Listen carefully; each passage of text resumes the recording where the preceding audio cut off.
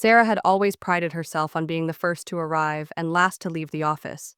For 2 years, she'd managed the marketing team at Nextech Solutions, pulling late nights to meet deadlines and even sacrificing weekends to secure high-profile clients.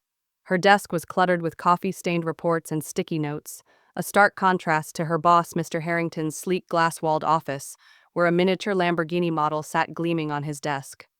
That morning, she'd mustered the courage to ask for a raise.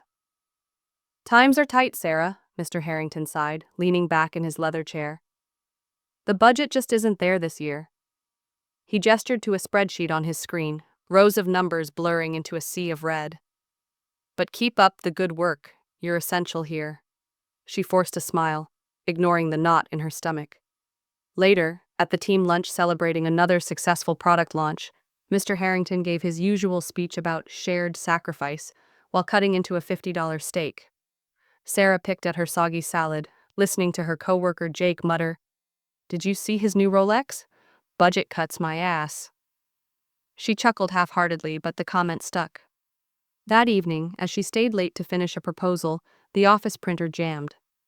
Crouching to fix it, she found a crumpled receipt wedged underneath, a $2,800 charge for executive car detailing from a luxury dealership.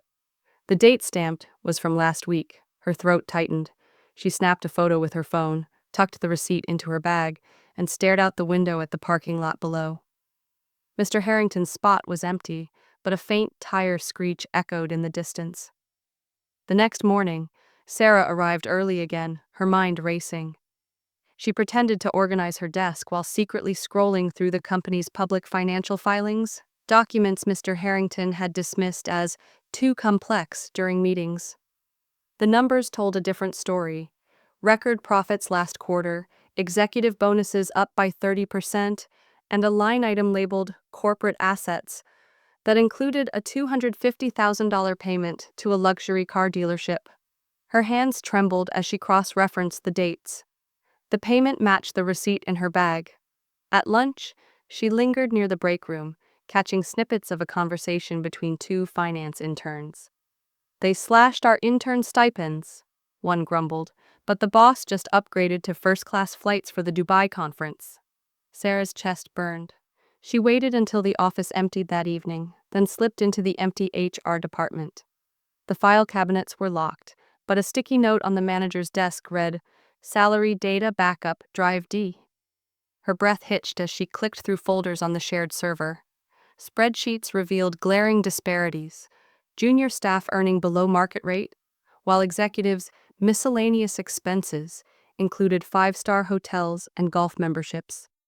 A folder titled Vehicle Purchases contained invoices for not just the sports car, but a vintage motorcycle and a lakeside boat. All approved in the same quarter raises were denied. As she copied the files to a thumb drive, the office door creaked. Sarah froze, her pulse thundering. But it was just the night janitor, humming as he emptied trash bins. She stuffed the drive into her pocket, her resolve hardening. On her way out, she paused by Mr. Harrington's office. Through the glass, the Lamborghini model glinted under the moonlight, its tiny wheels forever spinning in place. The next day, Jake slid into the chair beside her, lowering his voice. "Heard the boss is hosting a leadership retreat in Bali next month." He rolled his eyes. Guess the budget magically reappeared. Sarah nodded silently, her hand drifting to the thumb drive in her bag. That afternoon, an email popped up. "Team, effective immediately, the free coffee service will be discontinued. Let's focus on fiscal responsibility." She stared at the screen, a bitter laugh escaping her lips. Fiscal responsibility. Her foot. It was time to stop collecting evidence and start using it. Sarah knew she couldn't fight alone. The next day, she accidentally bumped into Lena, the quiet HR manager who always ate lunch at her desk. Over lukewarm coffee in the break room, Sarah slid a printed spreadsheet across the table, executive bonuses highlighted in yellow. Lena's eyes widened. "This isn't right," she whispered, glancing at the security camera. "Meet me after work." That night, in a dimly lit diner 2 blocks from the office, Lena handed Sarah a flash drive. "Emails," she said flatly. Harrington told accounting to hide the car purchase as a client relations expense. Sarah's stomach flipped as she scanned the files. One email stood out. Approved. $250,000 for Ferrari F8 Tributo. Tell the team it's a lease. The following week, Sarah volunteered to present the quarterly report, a dry update no one cared about. But as she clicked to the final slide, the screen flashed with side-by-side images, the Ferrari receipt and Harrington's email. Gasps filled the room. Harrington turned beet red, sputtering, "This is a misunderstanding." Before he could unplug the laptop, Sarah dropped her mic. "Check your inboxes," she said calmly. An anonymous email with the evidence had just gone company-wide. Chaos erupted. Employees murmured, checking phones.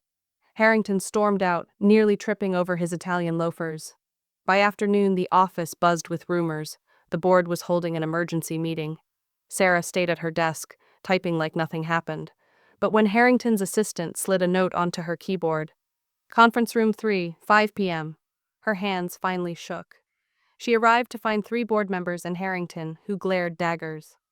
"Wild accusations," he snapped, waving the Ferrari receipt. "This car is for client meetings." The oldest board member, Mrs. Chen, leaned forward. "Then why?" she asked coldly. "Did you drive it to your son's graduation last weekend?" She tossed a photo on the table. Harrington posing smugly by the Ferrari, license plate visible, parked outside a high school. Sarah hid a smile. She hadn't sent that photo. Someone else had been watching.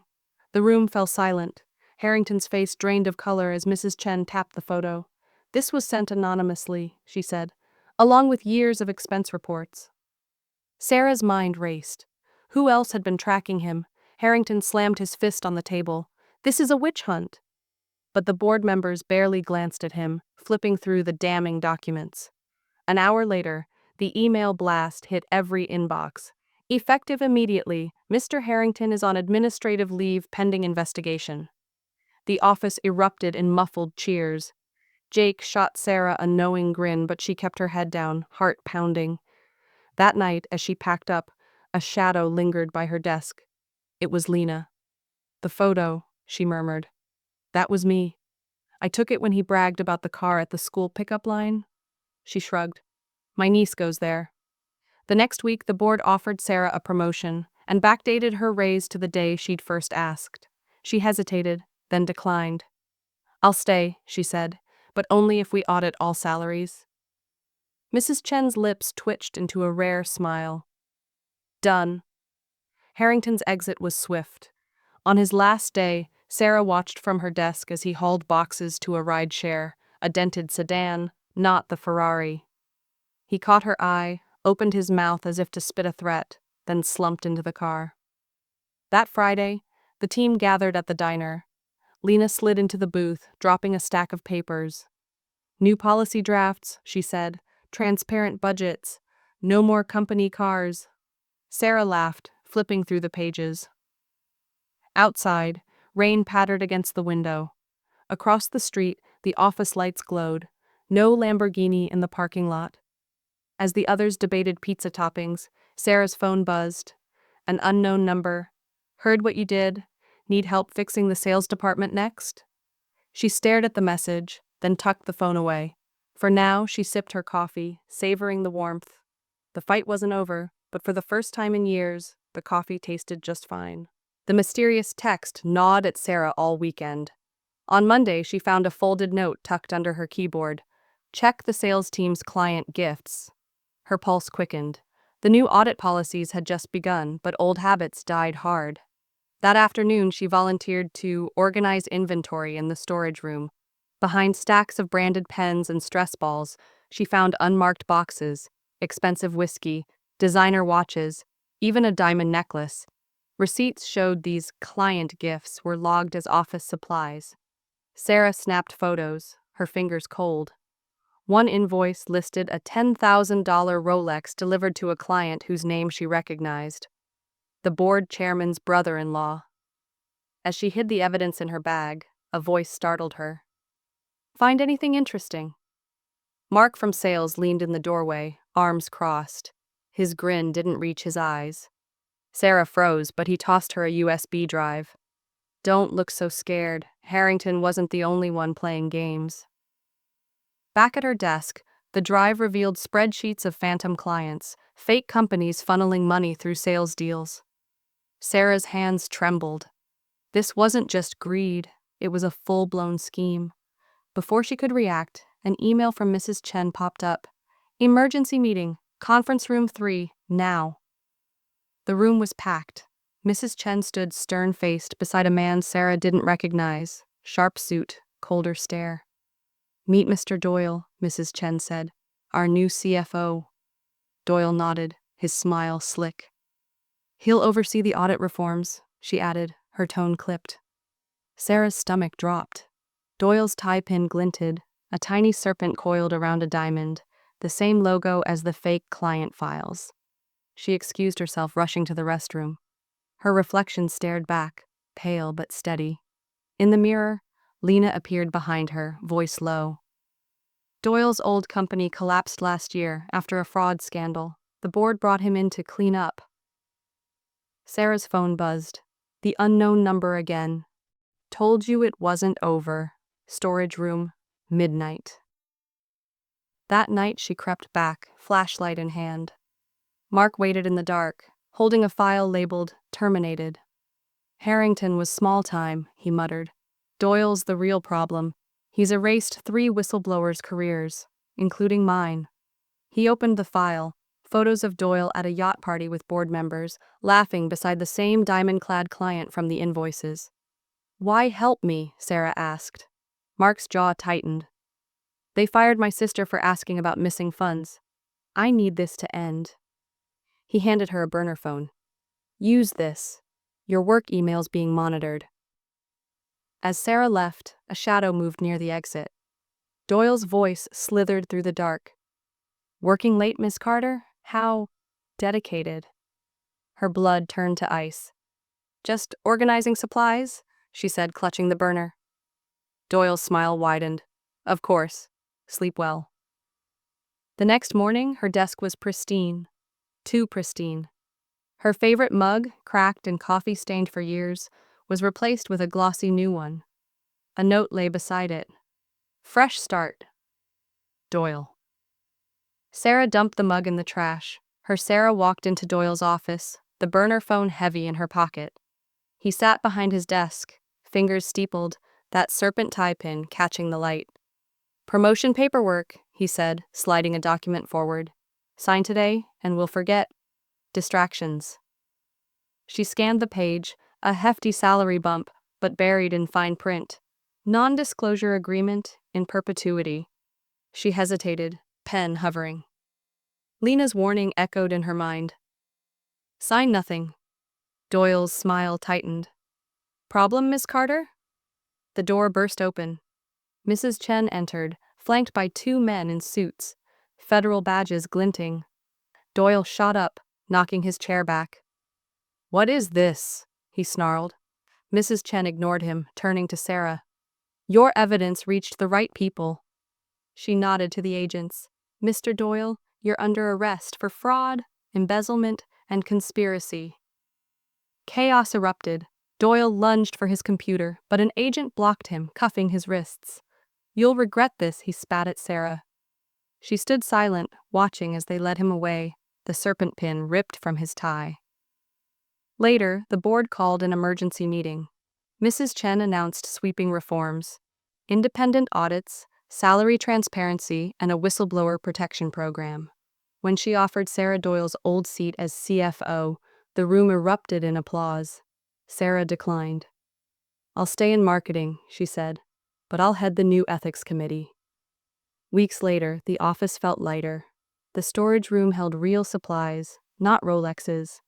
Harrington's Lamborghini model was gone, replaced by a potted plant from Lena. At lunch, Sarah found Mark laughing with the sales team. His sister reinstated with back pay. That night, Sarah stood on the rooftop, the city lights sprawling below. Lena joined her, holding 2 coffees. Still think it's not over? Lena asked. Sarah smiled. There's always work to do. She pulled out the burner phone and dropped it over the edge, watching it vanish into the dark. As they turned to leave, Sarah's phone buzzed. A message from an unknown number. Need a hand cleaning up City Hall next? She deleted it. slipping the phone into her pocket. Some battles could wait. For now, the coffee tasted bitter, strong, and exactly right. Give me prompt to generate an image for this script. I will use this image as a visual on the complete script, so it should be compelling, emotional, attractive, should have the main characters portrayed correctly. Make this prompt much simpler and easy to understand. This don't look realistic. So make it humanly who are the main characters in this script. So make prompt in such a way that it portrays skin color correctly, make this prompt simple, and characters should be black and white accordingly. It should have the racism in it. Highlight only the main characters. Act as a prompt generator. Give me prompt that describe all the above story in one image. But give me engaging, suspenseful, and characters' emotion according to script. Ensure add shouting, shouting, and aggressive mode on character faces according to the script. Give me more engaging, suspenseful, and characters' emotion according to script resolve hardening. The game had changed, but so had she. She powered on the burner phone. One message waited. Meet me. Rooftop, noon. Upstairs, wind whipped through her hair. Lena stood by the edge, holding a file thicker than Sarah's fist. Doyle's dirty, she said, but so are half the board. We need to move carefully. She opened the file. Bank statements, offshore accounts, even a shell company named after Mrs. Chen's poodle. Why trust me? Sarah asked. Lena's gaze softened. Because you're the first person who didn't just complain. You did something. She nodded to the city skyline. Now let